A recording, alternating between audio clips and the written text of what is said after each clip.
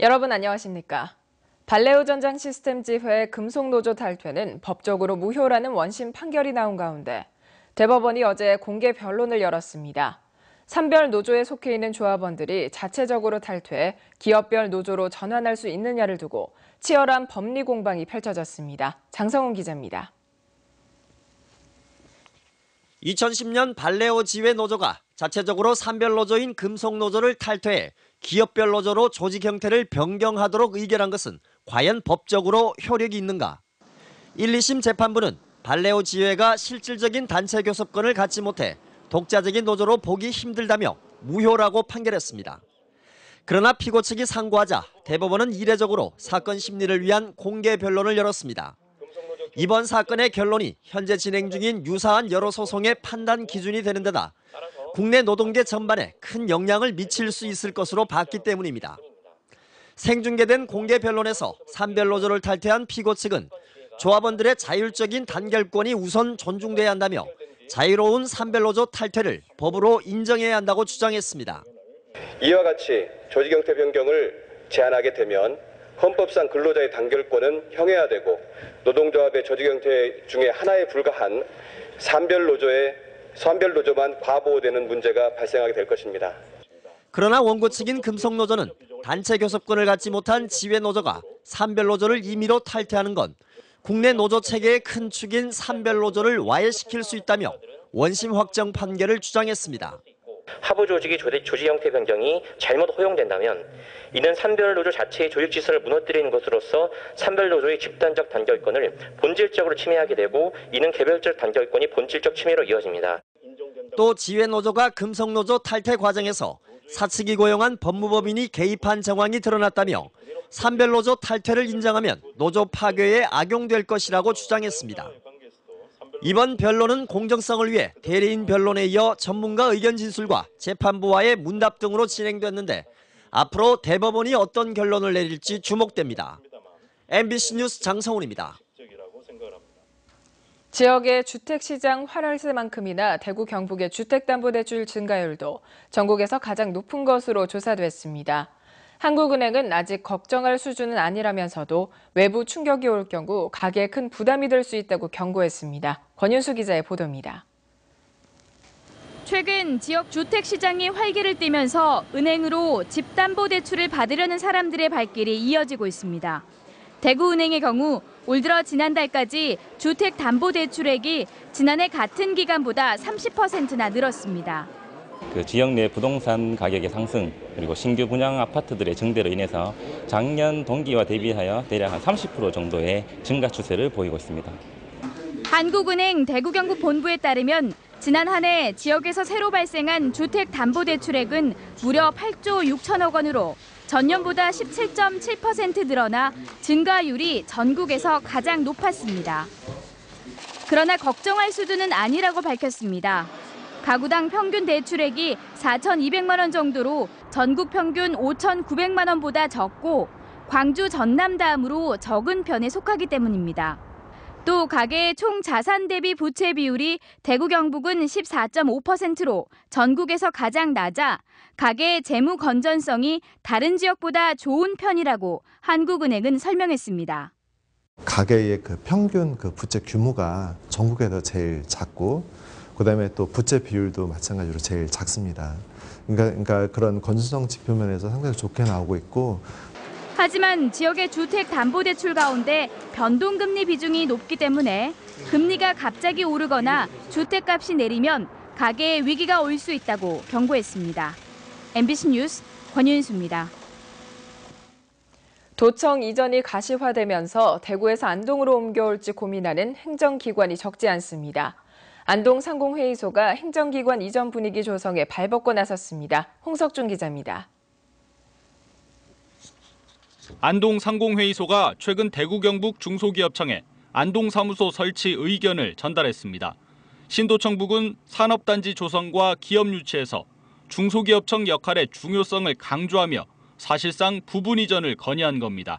기업 자금이라든가 그다음에 여러 가지 도움 주는 부분이 상당히 많습니다. 많은데 비해서 활용도도 실질적으로 어떻게 하는지 그 자체도 잘 모르는 것 같고.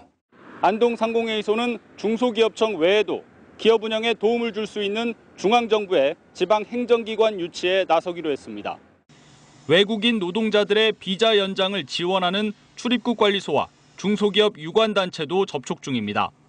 현재 경상북도가 도 산하기관의 신도시 이전을 강력하게 추진하고 있지만 중앙정부 소속 기관 이전은 부진한 편입니다. 대구, 경북을 함께 관할하는 기관이 많아서 조직 개편이 쉽지 않기 때문입니다. 이런 가운데 행정기관 이전에 직접 발벗고 나선 상공회의소의 노력이 성과로 이어질지 관심이 모아지고 있습니다. MBC 뉴스 홍석준입니다. 월성원전 1호기 재가동을 위한 1,310억 원대 보상 합의안에 대해 양남면 주민들이 반대하기로 결론을 내렸습니다. 주민 동의 없이는 월성 1호기의 재가동이 사실상 불가능해 후폭풍이 예상됩니다. 김영일 기자가 보도합니다.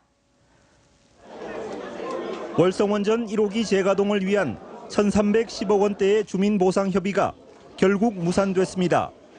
양남면 발전협의회 대의원 투표 결과 찬반이 31대 39로 나와 반대로 최종 결론이 지어졌습니다. 특히 양남면 22개 마을 가운데 17개 마을에서 반대 여론이 우세했던 것으로 알려졌습니다. 노후 원전인 월성 1호기에 대한 불안감과 함께 보상 금액에 대한 불만도 작용한 것으로 분석됩니다. 결론은 안전성에 대해서 너무 미흡하다. 이렇기 때문에 오늘 결과가 이렇게 나온 걸로. 그래서 앞으로 아마 폐로 쪽으로 더 강하게 진행되지 않을까 하는 이런 생각을 가지고 있습니다. 양남 양북 간포발전협의회가 만든 동경주 대책위원회는 지난 4월 한수원과 보상 합의안을 도출했고 이후 2개 읍면은 찬성했지만 양남면의 반대에 부딪히면서 한 달 만에 결국 협의는 무산되고 말았습니다. 이 때문에 양남면의 경우 협상 대표단에 대한 퇴진 요구가 나오고 있고 보상보다는 월성 1호기 폐쇄를 주장해온 반대 여론이 더욱 힘을 얻을 것으로 예상됩니다. 왜 돈 가지고 왔다 갔다 해요? 우리는 생명을 담보로 하는데 안전이 문제지 돈이 문제라요. 지금은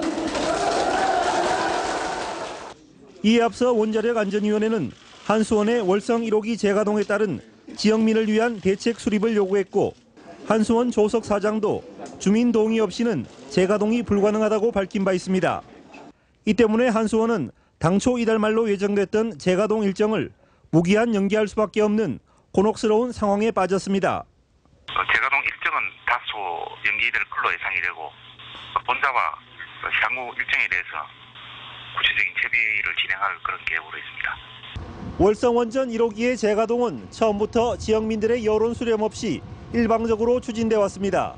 무리했던 사업 추진이 결국은 부메랑이 되고 있습니다. MBC 뉴스 김혁일입니다. 경주경찰서는 헤어지자는 여자친구의 아버지를 흉기로 찔러 숨지게 한 29살 A씨를 살인 혐의로 붙잡아 조사하고 있습니다. A씨는 지난 27일 오후 4시 반쯤 경주의 한 아파트에서 혼자 있던 여자친구의 아버지 54살 B씨를 흉기로 찔러 숨지게 한 혐의를 받고 있습니다. 지난해 세월호 참사 여파로 크게 줄어든 독도 방문객이 다시 늘고 있습니다. 올 들어 독도를 찾은 사람은 6만 4천여 명으로 지난해 같은 기간보다 18% 늘었고 25만 5천 명으로 한 해 방문객 최다였던 2013년에 5월 방문객 5만 명 수준을 회복할 것으로 전망됩니다. 이는 일본의 잇단 독도 도발로 국민적 관심이 높아진 데다 포항 KTX 개통으로 접근성이 향상됐기 때문으로 분석됩니다. 포항시가 먹는 물 공동시설로 지정해 수질을 관리하던 진전지 상류 쪽 진전샘터가 수질 기준을 초과함에 따라 폐쇄됐습니다. 포항시는 진전샘터가 지난해 5월 조사에서 대장균과 카드뮴이 기준을 초과했고 그 이후 8차례 조사에서도 모두 부적합 판정이 나와 경고판을 설치하고 폐쇄했다고 밝혔습니다. 진전센터는 포항시가 수질을 관리하는 유일한 약수터였습니다. 중소기업 기술혁신협회 산하 이노비즈협회 대구 경북지회는 어제 포항 필로스 호텔에서 경북 동부분회 창립총회를 가졌습니다. 기술혁신형 중소기업 모임인 이노비즈협회 경북 동부분회는 포항과 경주, 영덕, 울진의 200여 개 이노비즈 기업들로 구성됐고 기업 간 경쟁력 강화, 지역 경제 활성화와 협력 체계 구축 등에 나설 예정입니다. 경상북도는 포항시 장기면 창지리를 행복마을 만들기 사업의 우수마을로 선정했습니다. 경상북도는 3억 원을 들여 마을에서 계획한 조랑말 체험 목장과 우리밀 농산물 직판장 조성 등을 지원하게 됩니다. 경상북도는 지난 2013년부터 행복마을 만들기 사업을 시작했고 포항시 내 9개 마을이 선정됐습니다. 보건복지부는 맞벌이 가구 자녀가 어린이집에 최우선으로 입소할 수 있도록 어린이집 입소 우선순위를 개선한다고 밝혔습니다. 복지부는 지금까지 맞벌이 가구의 기초생활수급자, 한부모 가구, 차상위 계층, 다자녀 가구, 다문화 가구 등과 함께 100점을 부여해 1순위로 분류했지만 이번 우선순위 개선에서 200점을 부여해 입소 순위가 더 높게 배정되도록 했습니다. 복지부는 또 맞벌이 인정 범위를 확대해 취업을 준비 중인 직업훈련생이나 대학원생도 맞벌이로 인정할 계획입니다. 경상북도가 가족 공동체 회복을 위해 추진하는 할매 할배의 날의 조기 정책을 위해 대구 경북 지역 각급 기관과 업소들의 참여가 잇따르고 있습니다. 경북 대구 8개 기관이 각종 교육 프로그램 운영과 홍보 활동을 적극 전개해오고 있고 신라리안과 사이소에 입점하고 있는 20개 업체와 750개 농가가 할매 할배의 날과 연계 10에서 30%의 가격 할인 행사를 펴고 있습니다.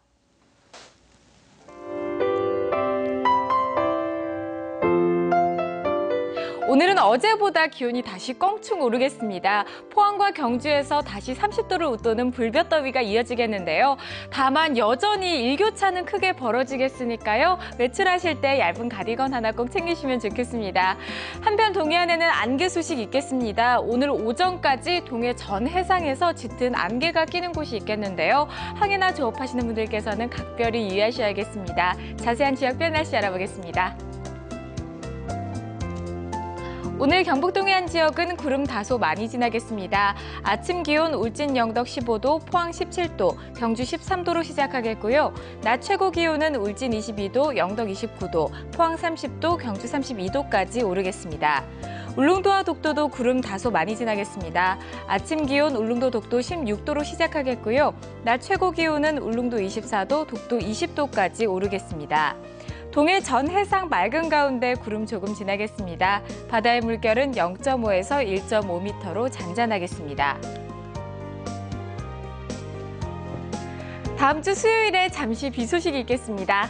날씨였습니다. 포항 MBC 뉴스투데이를 마칩니다. 고맙습니다.